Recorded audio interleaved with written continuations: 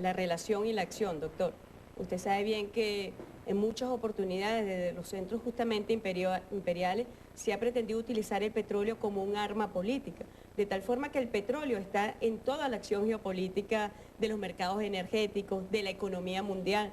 Nosotros los últimos 2 años vivimos el ciclo de precios más bajos que habíamos vivido en la última década. Realmente fue una cosa impactante y tuvo mucha relación con la obsesión justamente del expresidente Obama hacia Rusia, hacia Venezuela, hacia Irán.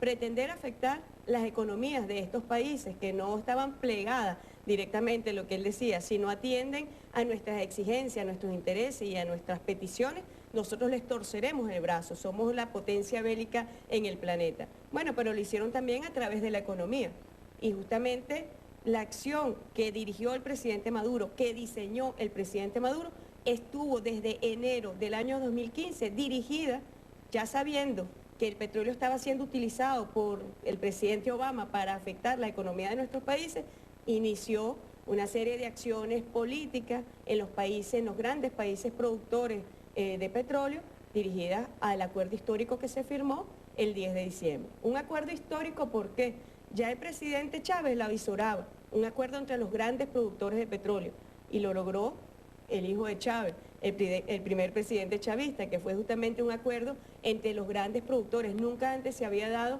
un acuerdo entre los países OPEP y los países no OPEP. Tiene una dimensión histórica muy importante, donde no solamente está dirigido a recuperar la estabilidad de los precios del petróleo, sino que ya los números están indicando que está dando una recuperación a la economía mundial.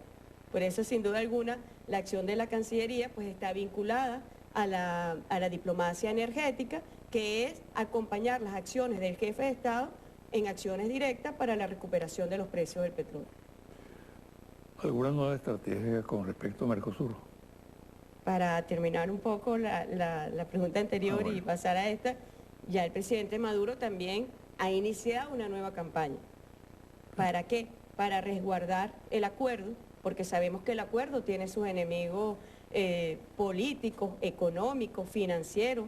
Los mercados especulativos financieros se ha conformado una especie de competencia, un competidor agresivo sobre la productividad mundial.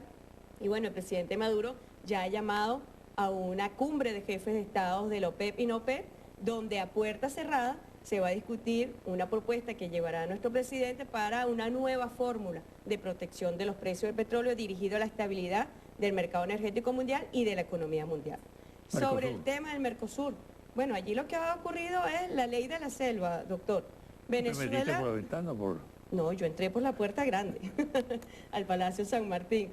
Pero si hiciese falta entrar por la ventana, nosotros lo haríamos. Nosotros somos bolivarianos, somos chavistas y vamos a defender la legalidad. Los tratados constitutivos del Mercosur son muy claros y Venezuela lo que ha hecho es tomar esa norma, esa legalidad internacional y bueno, defenderla. Pero no solamente defender la legalidad, nosotros allí estamos también defendiendo a los pueblos del Mercosur, porque con Venezuela llegó una concepción, una dimensión social hacia el Mercosur que no existía antes, que era solamente la perspectiva comercial. La perspectiva comercial que ahorita se está viendo además seriamente amenazada, porque cuando nosotros vemos cuál es la acción que está tomando la Triple Alianza, sin Venezuela ahorita nos sentimos libres como para poder firmar acuerdos de libre comercio con los Estados Unidos. Creo que se van a quedar con los crespos hechos con el presidente Trump. Con Venezuela nos sentimos libres para firmar acuerdos de libre comercio donde querramos. Bueno, ahí está el mejor ejemplo de lo que está pasando en la negociación con la Unión Europea. Durante el ejercicio de la presidencia pro tempore de Venezuela, legítima, apegada a la legalidad mercosuriana, nosotros representamos al bloque Mercosur.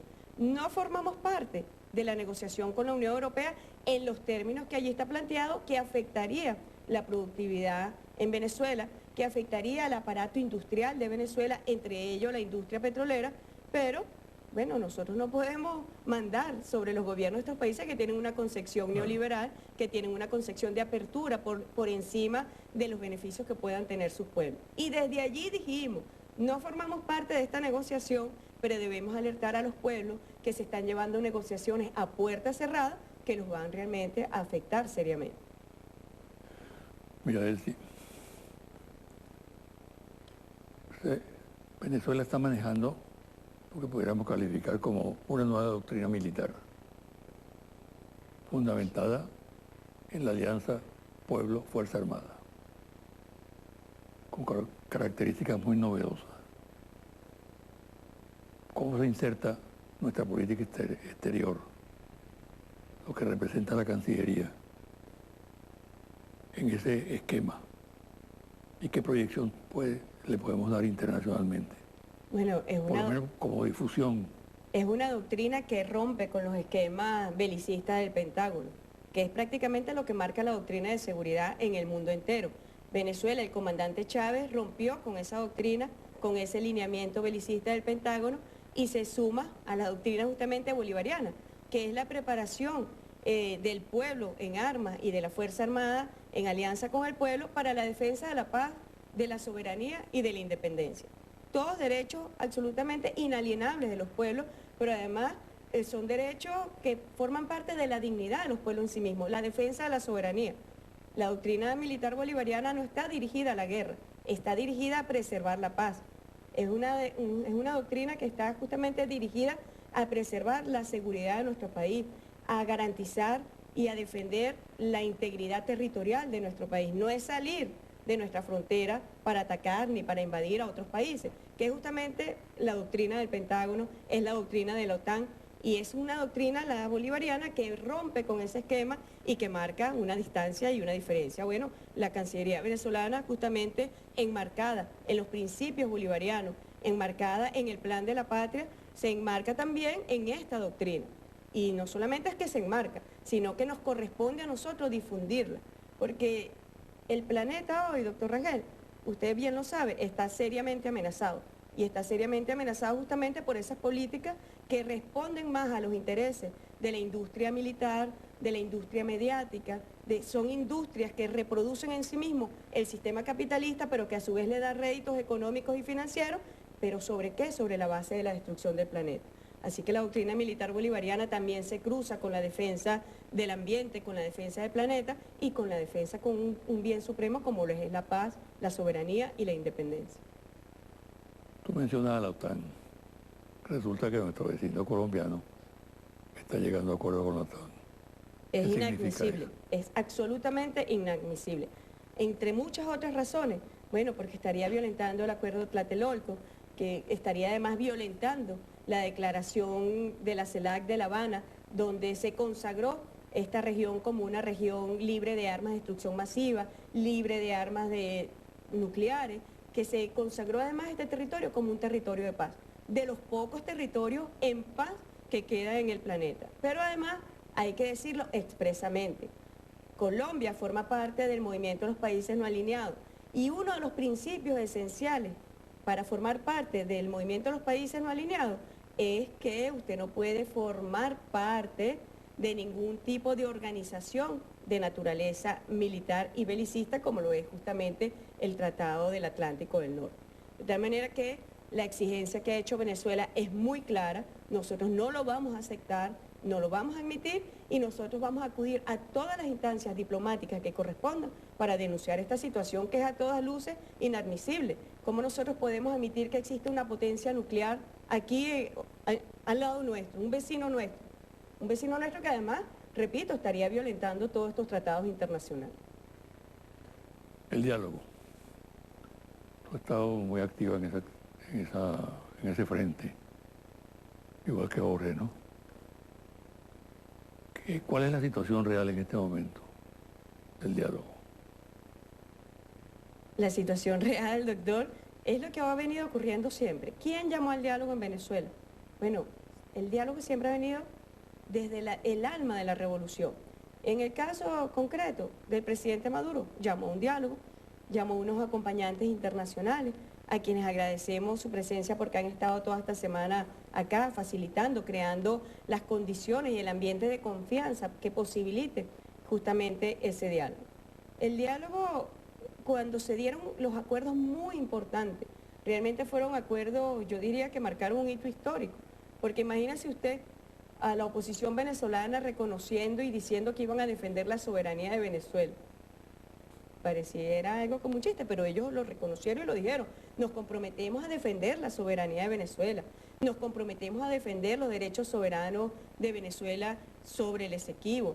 Se comprometieron también a cooperar con el gobierno nacional contra los factores que atentan de forma multiforme contra la economía venezolana. Y se dieron cuenta a los minutos, apenas habían pasado unos minutos, que se había firmado el acuerdo de convivencia pacífica y el acuerdo que contenía los 4 aspectos más importantes, se dieron cuenta que no les daba rédito político. Porque lo único que a ellos les da rédito político es la violencia, son las acciones inconstitucionales, son las acciones antidemocráticas. Y en ese momento entonces la oposición comenzó una etapa y bueno, se dedicaron a golpear seriamente al diálogo. ¿Qué hizo el presidente Maduro? El presidente Maduro fue muy firme, se mantuvo en el diálogo. En su discurso a la Nación el 15 de enero reafirmó su postura en el diálogo. Jorge Rodríguez, el alcalde, que es además el coordinador de la delegación del gobierno bolivariano, y yo fuimos a Roma, vimos al enviado especial del Papa, y el mensaje del Papa, como lo ratificó en presencia del presidente Maduro y de los otros acompañantes del diálogo, el nuncio Aldo Giordano, es su compromiso con el diálogo en Venezuela. Pero esa no es la posición de la Conferencia Episcopal Venezolana. Bueno, usted sabe bien cuál ha sido la posición de la Conferencia Episcopal en Venezuela, que se ha dedicado más a la acción política de desestabilización en lugar de los asuntos espirituales que debe atender. Es más una facción política, yo diría, muy interesante, ¿no? Porque rompe con todos los renglones de Dios, rompe con todos los renglones del jefe de la Iglesia Católica, como lo es su Santidad Francisco, y se ha dedicado más a la insurrección en Venezuela.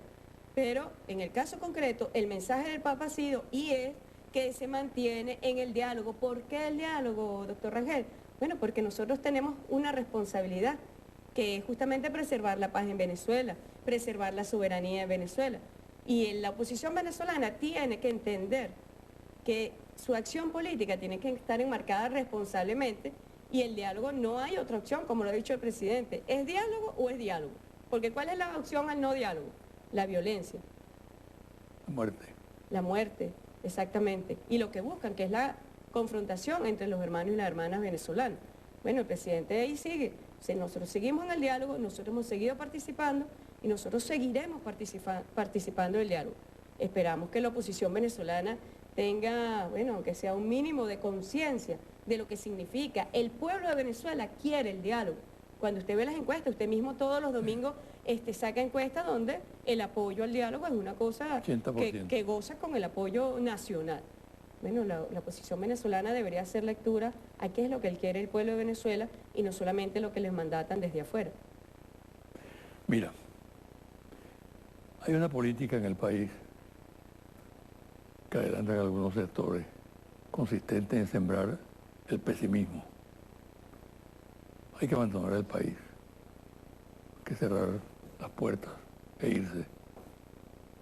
Aquí no hay posibilidades de salir del tremedal. Esta es una dictadura.